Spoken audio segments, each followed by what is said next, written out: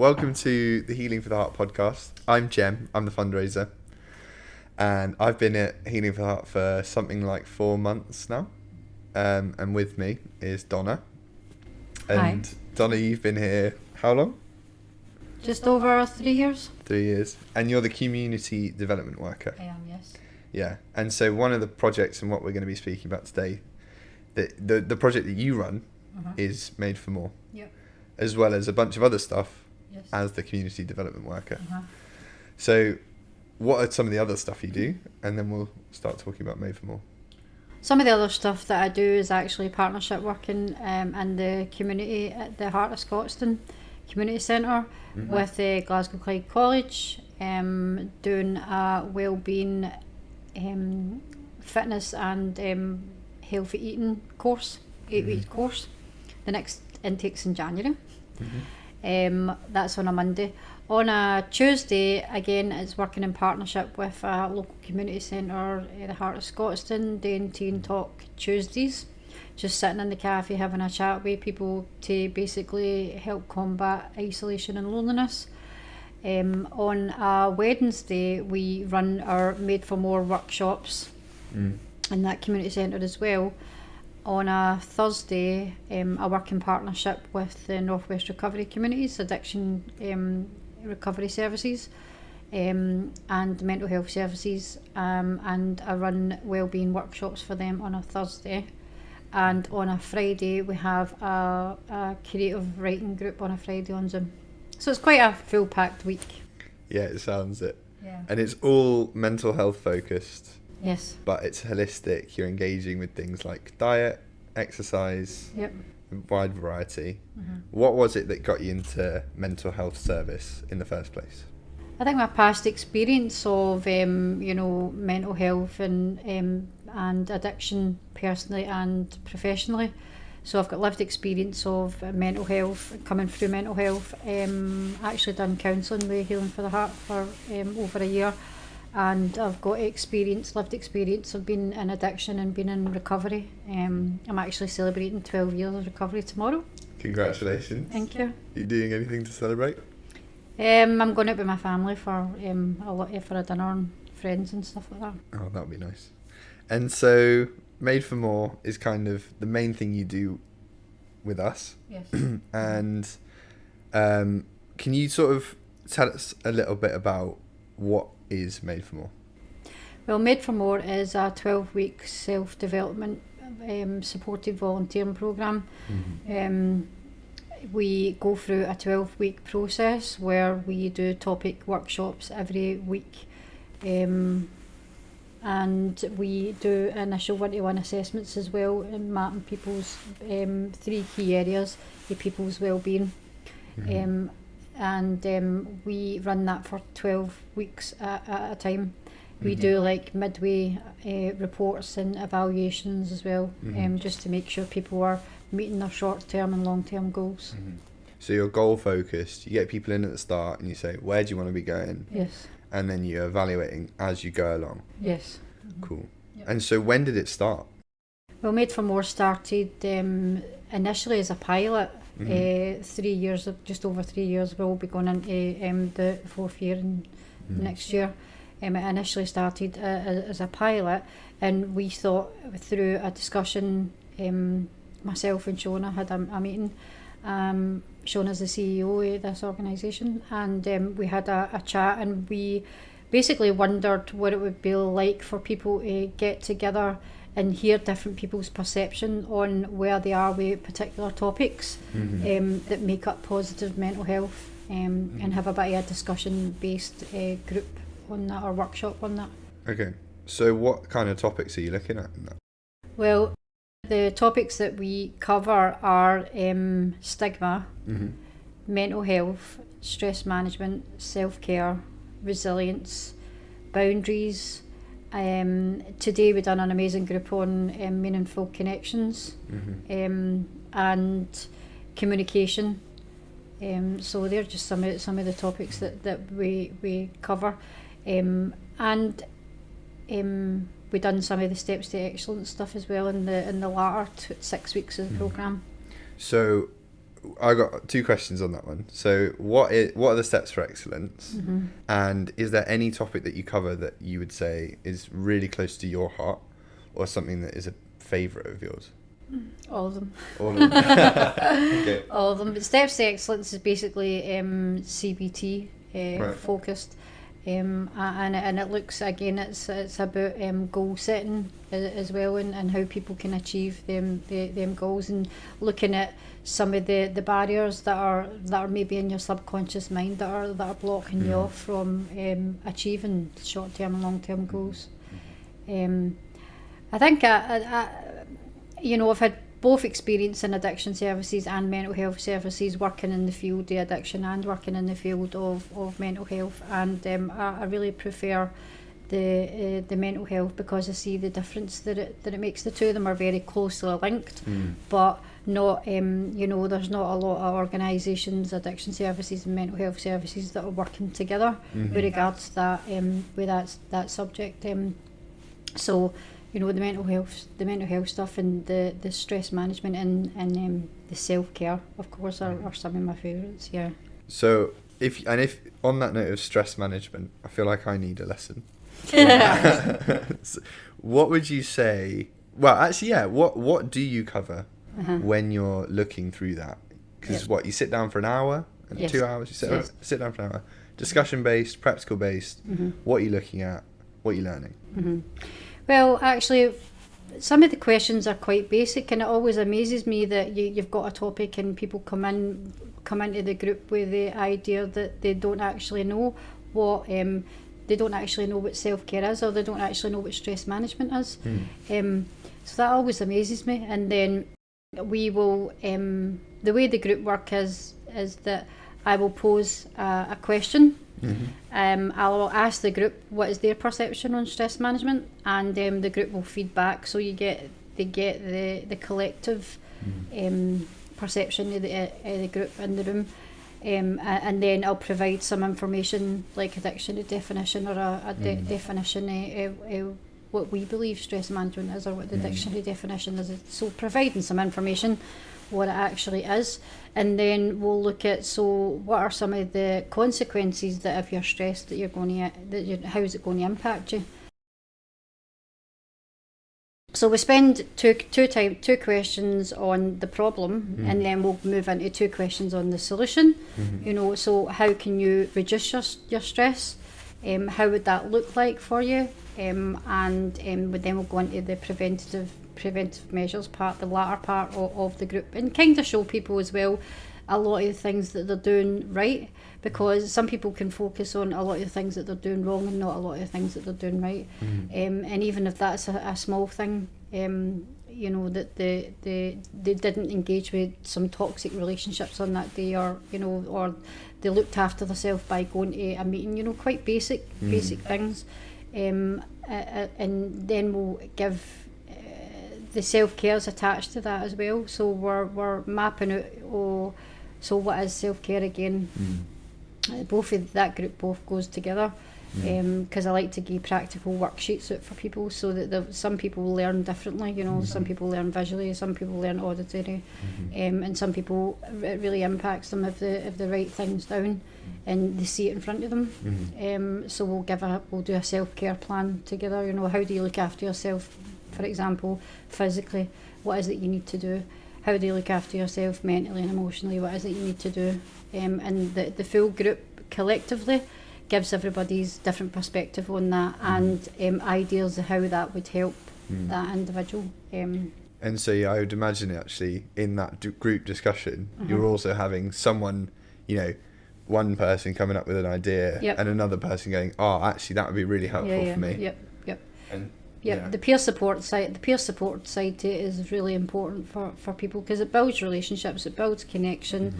A lot of the people that come, for example, to the groups that I do with the Northwest Recovery, a lot of them are coming in there, they've not been introduced to fellowships, they've not been introduced to support networks, and that is their only support network, and they're coming in there, they're only a couple of days clean and sober, or a couple of weeks clean and sober, they don't know anybody, they're disconnected, and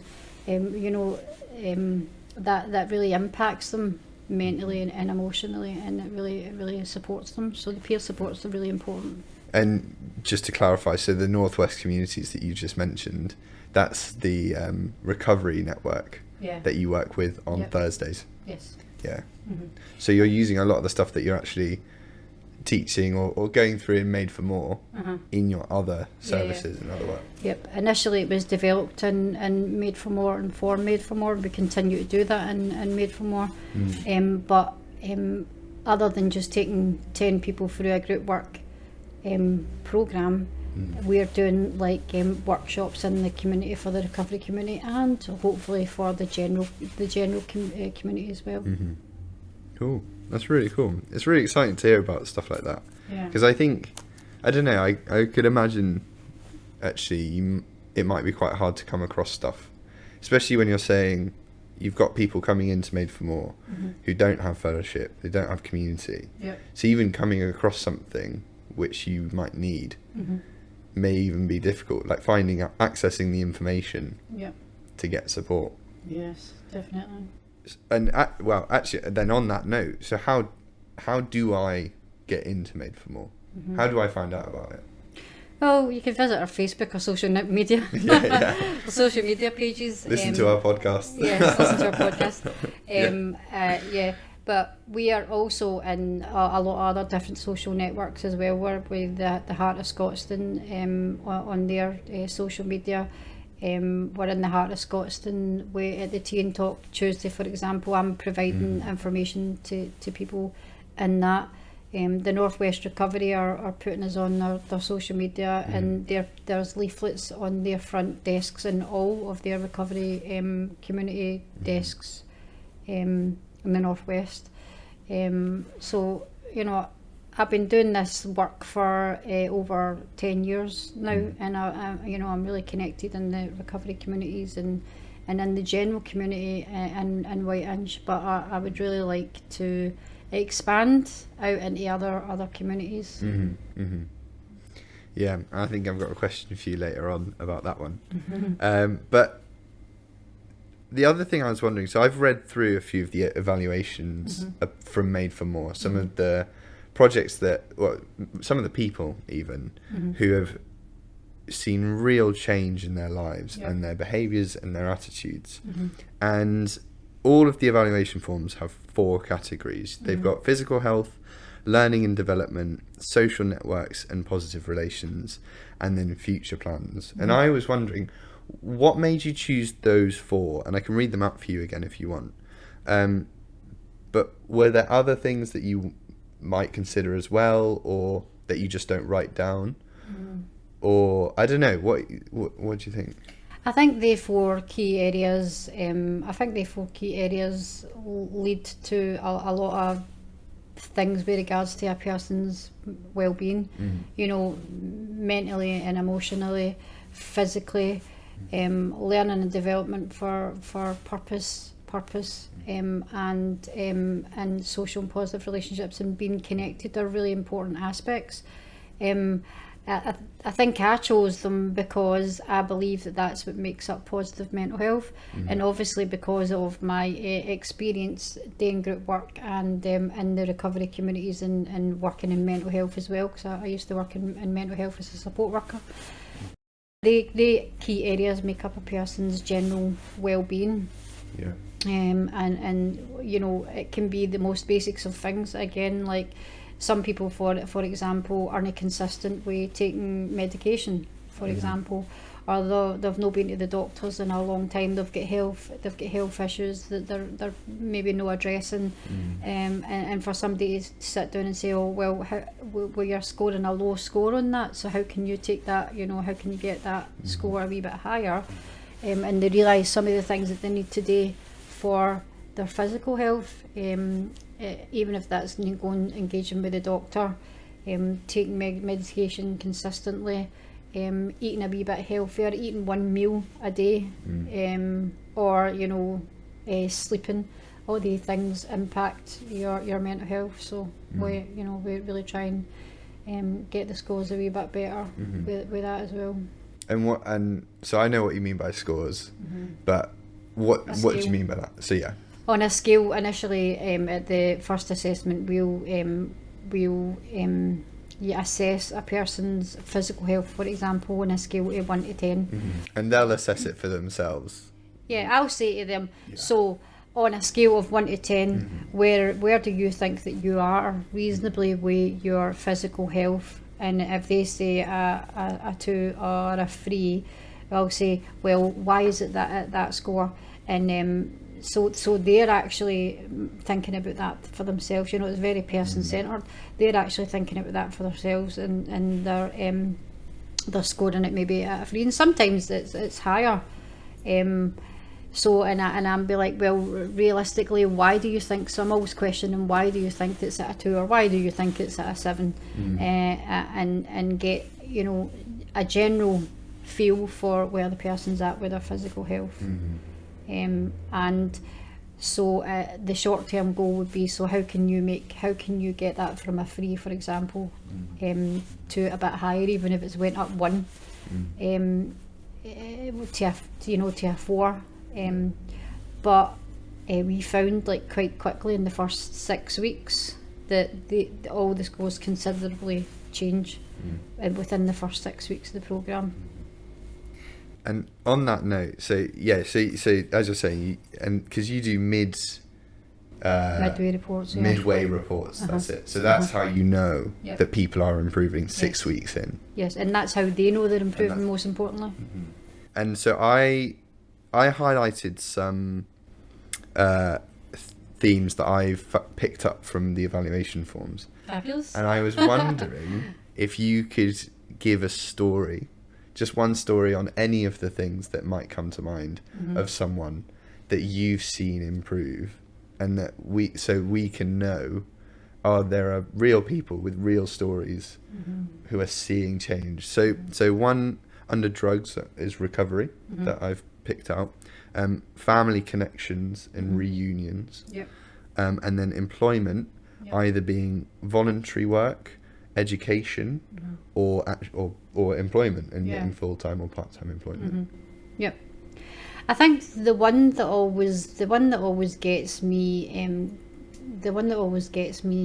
quite emotional in a sense, because I connect to the person, is the fact that people are getting their kids back in their life full time. I think that really impacts me, positively, for the work that not just I do, the people do as well, because there's accountability there, and they're taking responsibility, and they're reconnecting with, some people haven't even been consistent at contact for their kids, and they've changed consistency, and they've been going to contact with their kids, and they've worked towards getting their kids back in their life full time. Now I can think about at least 4 girls and their children that's happened to in the 3 years that They've been brought worked back together. Yeah, four families. Yep. Yeah. Wow. And actually, they're still actually doing really well. And I've got another girl that's working towards that as well, so that'll be a 5th girl.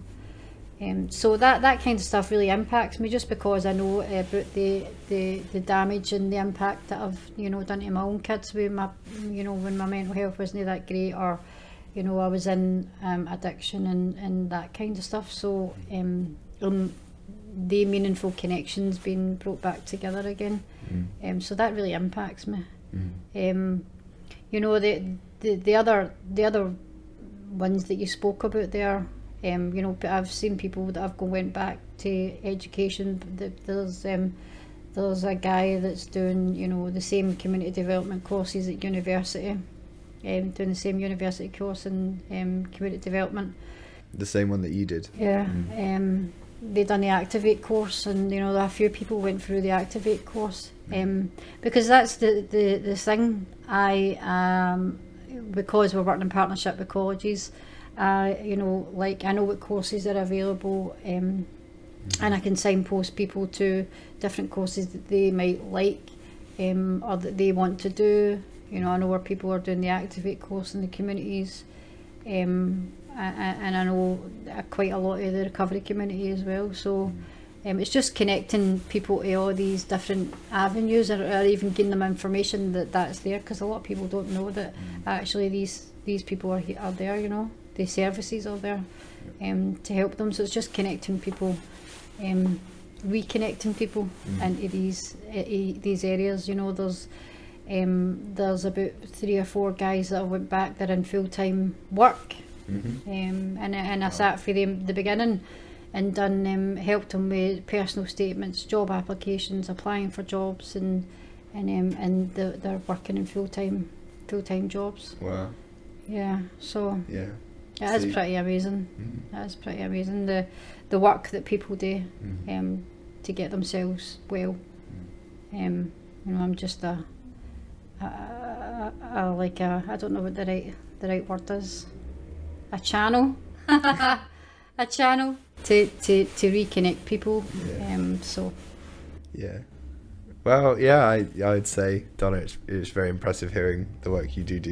thank you. And I'm sure that these people really appreciate everything that you do for them. Yeah. So, got plenty more questions for you. Great.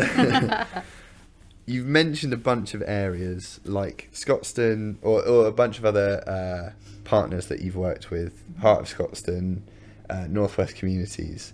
Where do you run Made for More? It's actually in White Inch in the Heart of Scotstoun Community Centre.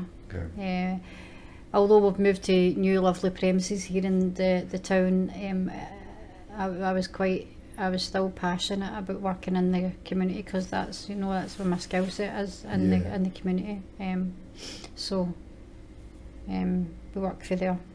And how did you know that Made for More was needed? I didn't. I didn't really. I've worked in addiction, I worked in mental health, and then I went to university and done an honours degree in community development, and I really enjoyed the development groups, development workshops, working with communities, and being involved in, you know, women's groups. And initially I was doing all that in my early recovery, like 10, 11 years ago, with the recovery communities, but I didn't really put the name to it. So you know, I like the community development work. And how many people have you seen go through Made for More? Well, it's actually cohorts of 10 people every 12 weeks. So that's like 30 people a year. So do the maths. 30 and 90 people. Coming up to 120. I know Next year. That's a lot. I'm rubbish at maths. No, I need to improve in maths. Yeah, I'm there we rubbish go. at maths. There we go. Language is important the way you speak to yourself, but I really need to improve in maths. But 120 people, wow, that's amazing, isn't it? Yeah, it really is amazing, actually. And especially when you've got all of those stories coming out of recovery from addiction, family reunion. Yeah. It's really cool. Actually, something that I thought of when you were talking about the idea of people reconnecting with their family and their children, is actually it's a really self-sustaining project, because in your teaching you're talking about positive connections and meaningful connections and why they're important. And I'm guessing you've got people coming in who don't necessarily have them, which is why you're saying you might need this to help you grow. And then as you connect with your family again, or connect with an old relation or a friend or something through your self-improvement, you then make more meaningful connections and more positive relationships. Which is really cool when you do think about it, because it is, as I say, self-sustaining. I think the group that we done in Meaningful Connections today, it was quite interesting that people mentioned themselves on it. Interesting. And because they think, we need to connect with everything and everybody else outside ourselves, but there isn't really any connection with themselves. So therefore, there's a whole host of reasons why. So therefore they find it difficult to connect to other people. And it was certainly some of the stuff that came out in my dissertation on connection, and my journey through counselling was what was missing, the connection to myself. Wow. So I found that really interesting to do in the group, because we always forget about ourselves, you know. So people please and please everybody else outside that connection, and forget about ourselves. So that was quite interesting. That is very interesting. Does that come up most times you do the meaningful connections? No, because it's the first time I've done it today. Oh, I just thought, I just thought, like, you know, it's different. Made for More is a bit different because that's like planned group work, because I can map where people are on a weekly basis and I'm checking in with them regularly. But it's a bit different when you're doing workshops in the community primarily for the addiction services, because there's a whole host of complex issues there, and you don't know what people have got, what support networks have got outside that meeting. That's one of the ones I just thought about and thought, I'm going to go develop a group on meaningful connections for that particular group. So it was the first time I'd done it today, and it was really interesting. That group's going to come to an end in 2 weeks before we break for Christmas, and we're going to evaluate the group and find out from the group. I mean, there's 29 people coming into that group, and we're going to find out in the evaluation, we're going to find out what kind of topics are important for people, and then I can go away, develop the group work and bring it back, because the Northwest Recovery is keen to keep us doing the workshops there and continue to work with. So that's positive. I'm really pleased with that. Well, that's good. That's great.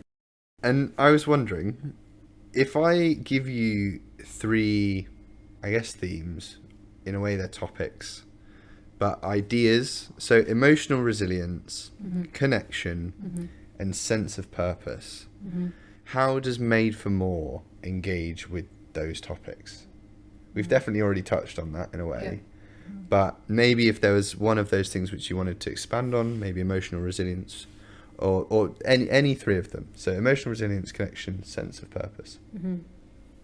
I think we have covered them in most of the group work, but it's really interesting, as I said, that when you go in to start these group works, these groups, it's the most basic of things, and people don't actually know what they mean. So I think like raising awareness, and continuing to do the groups in the community, in the Northwest and Made for More would be really, really helpful.